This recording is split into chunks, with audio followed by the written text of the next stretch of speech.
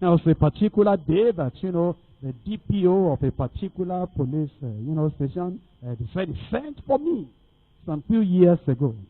And he thought on this word because his wife had come to the church. And his wife had received the word undiluted. And when you drink undiluted wine, it makes you get intoxicated.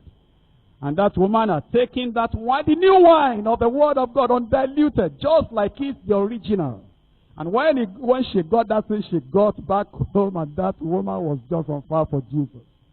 And so the policeman thought that being a policeman is going to talk to this kind of preacher to watch it and don't get my wife with the Bible. And so he called me, and I went there, and I saw him in his office, and he sat down. I said, I'm told you want to sit.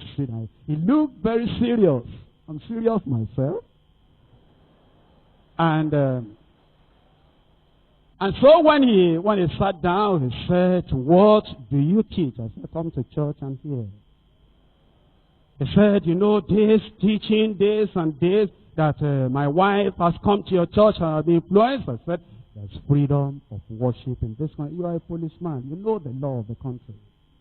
And I stand in my church. Did I come to your house to pick your wife?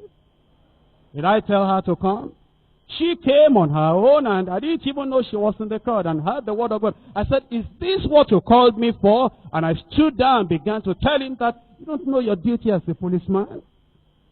Here I am, that I know the law of the country, and I'm doing what I ought to do. I'm changing the criminals to become new creatures, and you call me to challenge me. And the man began to say, I am sorry. I said, you ought to be sorry. Preach the word of God. I don't worry about, somebody will raise dust there, somebody will throw stone there. Preach the word of God. If you preach the word, we will be happy together in eternity.